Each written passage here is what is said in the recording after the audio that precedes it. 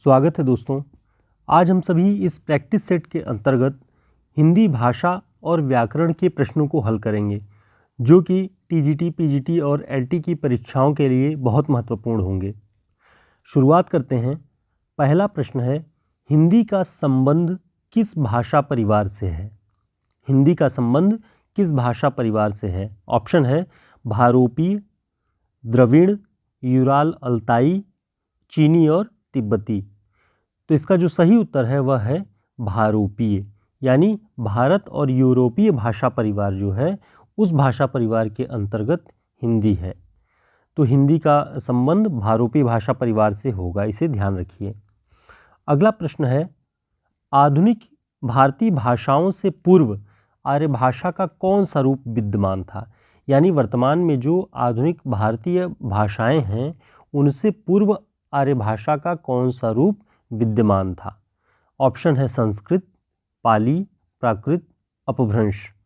तो इसका जो सही उत्तर होगा अपभ्रंश, यानी आधुनिक भारतीय जो आर्य भाषाएं हैं, जो वर्तमान दौर की तमाम भाषाएं हैं, उनसे पूर्व भाषा की कौन सी अवस्था थी? अपभ्रंश। यानी संस्कृत, पाली, प्राकृत, उसके बाद अपभ्रंश जब है तो अपभ्रंश से ही आधुनिक भारतीय भाषाओं का उद्भव माना जाता है। जैसे सौरसेनी अपभ्रंश, मागधी अपभ्रंश, तो इन सब सारी अपभ्रंशों से आधुनिक भारतीय भाषाओं का उदय हुआ है। अगला प्रश्न है, अपभ्रंश भाषा का काल कौन सा रहा है? 1000 ईसा पूर्व से 500 ईस्वी तक, 1500 ईसा पूर्व से 500 ईसा पूर्व तक, 500 ईसा पूर्व से 100 ईस्वी तक और 500 ईसा पूर्व से 1000 ईस्वी तक। तो इसका जो सही उत्तर है 500 ईसा पूर्व से 1000 ईस्वी तक, यानी 1500 वर्षों का जो इतिहास है वो रहा है अपभ्रंश भाषा का। तो इसे ध्यान रखिएगा। ईसा पूर्व और ईस्वी में कन्फ्यूज़न होता है, तो ध्यान रखिएगा कि 1 ईस्वी से इधर आप देख रहे होंगे कि 2024 चल रहा है, उसके पूर्व जो 500 वर्ष थे, 500 वर्ष उधर और 1000 इधर मिला के 1500 वर्षों का पूरा इतिहास रहा है अपभ्रंश भाषा का। तो इसे ध्यान रखिएगा आप। हिंदी में अधिकांश शब्द किस भाषा से आए हैं? ऑप्शन है संस्कृत, फारसी, अंग्रेजी, उर्दू। तो इसका जो सही उत्तर है संस्कृत। हिंदी में अधिकांश जो शब्द हैं वो संस्कृत से आए हैं। इसके अलावा तमाम विदेशी जो शब्द हैं, विदेशी भाषाओं से जो शब्द आए हैं वो हैं ही, लेकिन सर्वाधिक मात्रा में संस्कृत के शब्दों का हिंदी में समावेश दिखाई पड़ता है। अगला प्रश्न है, भोजपुरी बोली की उत्पत्ति किस अपभ्रंश से हुई है? भोजपुरी बोली की उत्पत्ति किस अपभ्रंश से हुई है? ऑप्शन है अर्धमागधी अपभ्रंश से, मागधी अपभ्रंश से, शौरसेनी अपभ्रंश से और ब्राह्मण अपभ्रंश से। तो इसका जो सही उत्तर है वह है मागधी अपभ्रंश से। भोजपुरी बोली की उत्पत्ति मागधी अपभ्रंश से हुई है। अगला प्रश्न, निम्न में से किस बोली में ने विभक्ति का प्रयोग नहीं होता है? खड़ी बोली, दक्षिणी हिंदी, हरियाणवी, अवधी। तो इसका जो सही उत्तर है वह है अवधी। आप खड़ी बोली में भी देखते होंगे कि मैंने खाया, राम ने किया, ने विभक्ति का प्रयोग है। दक्षिणी में भी ऐसा मिलता है, हरियाणवी में भी मिलता है, अवधी में नहीं मिलता है। तो अवधी में जो कर्ता, ने, कर्म को, करण से इस तरह की कारक और विभक्तियां हैं उनका प्रयोग, ने विभक्ति का प्रयोग नहीं मिलता है अवधी में। इसे ध्यान रखिएगा। अगला प्रश्न है, हिंदी भाषा में कितने व्यंजन हैं? ऑप्शन है 21, 33, 36 और 40। तो इसका जो सही उत्तर है 33 यानी 33। हिंदी भाषा में 33 व्यंजन हैं, 11 स्वर हैं, 4 संयुक्त व्यंजन हैं। तो इस तरह से आपको पूरे के पूरे हिंदी भाषा में 52 ध्वनियाँ मिलेंगी। इसे ध्यान रखिएगा। हिंदी भाषा में स्वर कितने हैं? ऑप्शन 14, 11, 13, 5। तो इसका जो सही उत्तर है 11। हिंदी भाषा में 11 स्वर हैं। अगला प्रश्न है, वर्णमाला किसे कहेंगे? ऑप्शन है शब्द समूह को, वर्णों के समूह को, शब्द गणना को, वर्णों के व्यवस्थित समूह को। तो इसका जो सही उत्तर होगा वर्णों के व्यवस्थित समूह को। यानी अगर शब्दों का समूह लें तो किस तरह के शब्दों का समूह, अगर वर्णों का समूह लें तो किन किन वर्णों का समूह, कैसे वर्णों का समूह। इसलिए अंतिम जो ऑप्शन है कि वर्णों का व्यवस्थित समूह जो होगा वो वर्णमाला कहलाएगा। तो इसे ध्यान रखिएगा आप। अगला प्रश्न है, भाषा की सबसे छोटी इकाई क्या है? भाषा की सबसे छोटी इकाई क्या है? ऑप्शन है शब्द, व्यंजन, स्वर और वर्ण। तो इसका जो सही उत्तर है वह है वर्ण।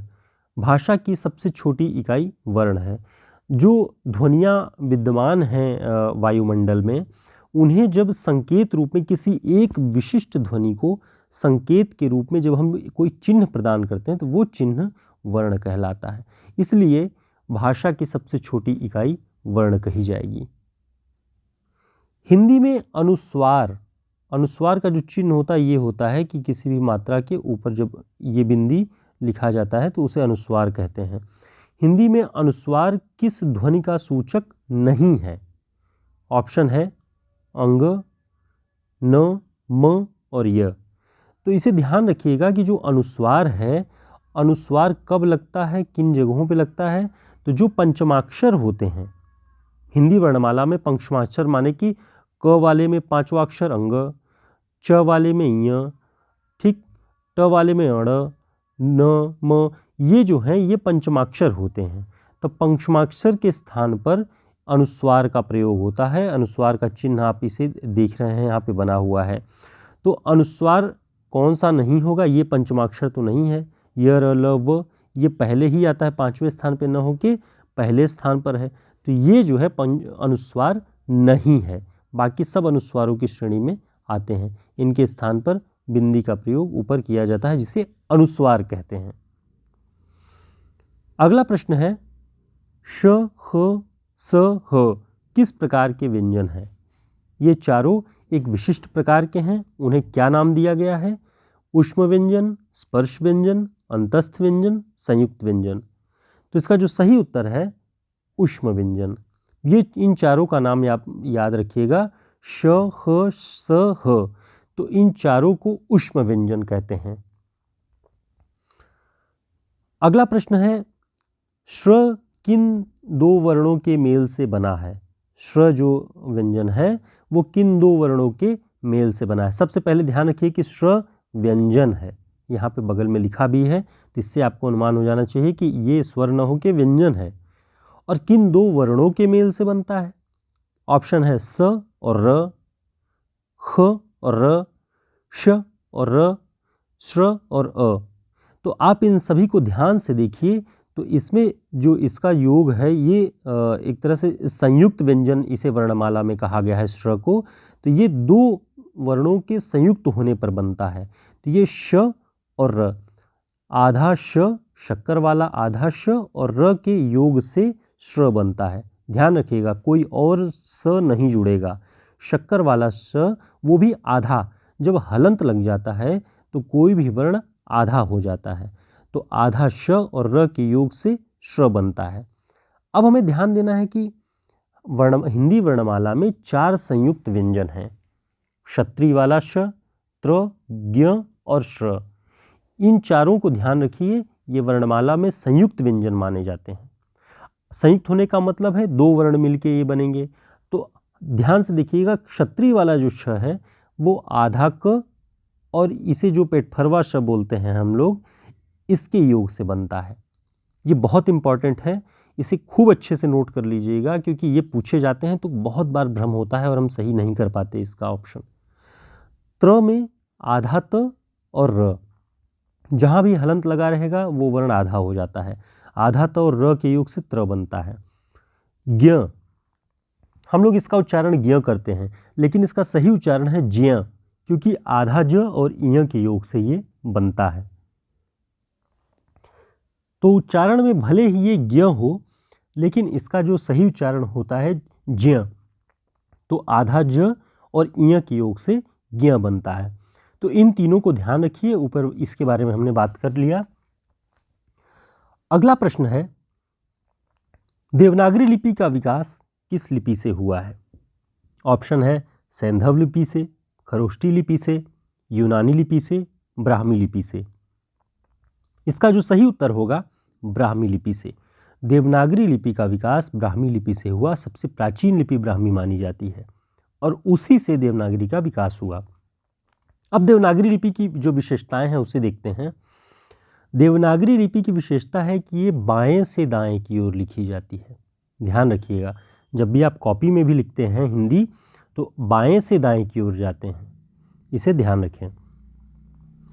दूसरी बड़ी विशेषता है देवनागरी की, इसमें एक ध्वनि के लिए एक ही वर्ण होता है। यानी कोई एक ध्वनि अगर आपको लिखना है तो उसके लिए एक ही चिन्ह होगा, कोई दूसरा उपयोग में नहीं आएगा। जैसे इंग्लिश में आप देखते होंगे सी से भी स हो जाता है, कभी एस से भी स होता है, तो ऐसा देवनागरी में नहीं होता है। देवनागरी में एक ध्वनि के लिए एक ही वर्ण होता है। अगला प्रश्न है, देवनागरी में अ की 12 खड़ी का सुझाव किसने दिया था? किसने ये कहा कि अ की 12 खड़ी का उपयोग हिंदी वर्णमाला में किया जाए देवनागरी लिपि में?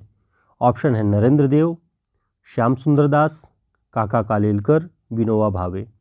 इसका सही उत्तर है काका कालेलकर। काका कालेलकर ने अ की 12 खड़ी का सुझाव दिया था देवनागरी में। अगला प्रश्न है, देवनागरी की सबसे बड़ी विशेषता क्या है? सबसे बड़ी विशेषता पूछ रहा है कि जिसकी वजह से देवनागरी लिपि बाकी लिपियों से विशिष्ट है।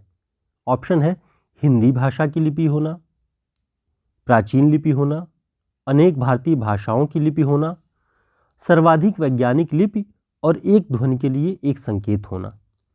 तो इसका जो सही उत्तर है सर्वाधिक वैज्ञानिक लिपि और एक ध्वनि के लिए एक संकेत होना। ये दोनों विशेषताएं देवनागरी लिपि की सबसे बड़ी विशेषता है कि ये वैज्ञानिक लिपि है, व्यवस्थित है और एक ध्वनि के लिए एक संकेत चिन्ह होता है। अगला प्रश्न है, बिहार की राजधानी पटना किस बिहारी बोली क्षेत्र में है? इसका ऑप्शन है मैथिली, भोजपुरी, मगही, अंगिका। इसका जो सही उत्तर है वह है मगही। बिहार की राजधानी पटना किस बिहारी बोली क्षेत्र में है? मगही में। पाली किस धर्म की भाषा है? अगला प्रश्न है, पाली किस धर्म की भाषा है? वैदिक धर्म की, जैन धर्म की, बौद्ध धर्म की, सिख धर्म की? तो इसका सही उत्तर है बौद्ध धर्म की। बौद्ध धर्म के जितने भी ग्रंथ हैं वो पाली भाषा में लिखे गए हैं। गौतम बुद्ध ने जितने भी अपने उपदेश दिए हैं उनका पूरा का पूरा सार संकलन पाली भाषा में किया गया है। अगला प्रश्न है, कौरवी किस बोली को कहते हैं? किस बोली का नाम कौरवी है? ऑप्शन है मारवाड़ी, खड़ी बोली, अवधी, छत्तीसगढ़ी। इसका सही उत्तर है खड़ी बोली। खड़ी बोली का जो एक अन्य नाम है कौरवी बहुत प्रसिद्ध है, इसे आप ध्यान रखिएगा। अगला प्रश्न है, कौन सी बोली पूर्वी हिंदी के अंतर्गत नहीं आती है? पूर्वी बोली के अंतर्गत कौन सी नहीं आती है, पहचानिए। ऑप्शन है अवधी, बघेली, छत्तीसगढ़ी, बुंदेली। तो इसका जो सही उत्तर है बुंदेली। बुंदेली जो है वो पूर्वी हिंदी के अंतर्गत नहीं आती। बाकी ये तीनों पूर्वी बोली के अंतर्गत हैं, इन्हें आप नोट कर लीजिएगा कि अवधी, बघेली और छत्तीसगढ़ी पूर्वी हिंदी के अंतर्गत आती हैं। अगला प्रश्न है, दिल्ली, मेरठ, सहारनपुर और बिजनौर किस बोली क्षेत्र के अंतर्गत आते हैं? यानी इनकी बोलियां क्या है? ऑप्शन है खड़ी बोली, ब्रजभाषा, कन्नौजी, अवधी। इसका सही उत्तर है खड़ी बोली। दिल्ली, मेरठ, सहारनपुर, बिजनौर ये खड़ी बोली के मुख्य केंद्र हैं और क्षेत्र हैं ये। अगला प्रश्न है, ब्रजबुली किस भाषा का कृत्रिम रूप है? कृत्रिम रूप, बनावटी रूप है किस भाषा का? ऑप्शन है असमी, ब्रजभाषा, भोजपुरी, बंगला। इसका सही उत्तर है बंगला। ब्रजबुली बंगला भाषा का कृत्रिम रूप है। अब इसमें ब्रजबुली, ब्रज नाम सुनते ही हमें लगेगा कि ये ब्रजभाषा का ही कृत्रिम रूप है। नहीं, ये बंगला भाषा का कृत्रिम रूप है ब्रजबुली। अगला प्रश्न है, उकार बहुला बोली कौन सी मानी जाती है? ऑप्शन है अवधी, बघेली, भोजपुरी, छत्तीसगढ़ी। तो इसका सही उत्तर है अवधी। अवधी उकार बहुला मानी जाती है और भोजपुरी इकार बहुला, इसे ध्यान रखिएगा। ई से अंत होता है, भोजपुरी के सारे शब्दों के अंत आप देखेंगे लगभग ई से, ठीक, और अवधी के ऊ से, इसे ध्यान रखिएगा। हिंदी के अंतर्गत मुख्यतः कितनी बोलियां हैं? अगला प्रश्न है, कितनी बोलियां हैं हिंदी के अंतर्गत? ऑप्शन है 17, 25, 6 या 9। तो हिंदी के अंतर्गत 17 बोलियां हैं, इसे ध्यान रखिएगा। अंतिम प्रश्न है, ध्रुपद गायन का संबंध किस भाषा से है? ध्रुपद गायन एक शैली है, इसका संबंध किस भाषा से है? ऑप्शन ब्रज भाषा, राजस्थानी, अवधी, खड़ी बोली। तो इसका जो सही उत्तर है ब्रज भाषा। ध्रुपद गायन ब्रज भाषा में होता है, ये इसका सही उत्तर है। तो उम्मीद है आपको हिंदी की बोलियों से, हिंदी वर्णमाला से जो यहाँ पर हमने प्रश्न महत्वपूर्ण सेलेक्ट किए हुए हैं, ये कई बार परीक्षाओं में पूछे गए हैं, तो आपके लिए उपयोगी होंगे। ये टीजीटी, पीजीटी और एलटी की परीक्षाओं में, प्रवक्ता की परीक्षाओं में कई बार पूछे गए हैं। तो आपको इनके ऊपर पूरा कमांड होना चाहिए, इनसे जुड़े हुए कोई भी प्रश्न आपके गलत नहीं होने चाहिए। इसके अलावा भी हिंदी व्याकरण पर अब हम सीरीज़ शुरू करने जा रहे हैं, जिसमें हम नियमित रूप से जब तक आपकी परीक्षाएं हैं हिंदी व्याकरण की कक्षाएं चलाते रहेंगे, जो कि आपके लिए उपयोगी होंगी परीक्षाओं की दृष्टि से। फिर मिलते हैं एक वीडियो में, तब तक के लिए नमस्कार, शुभकामनाएं।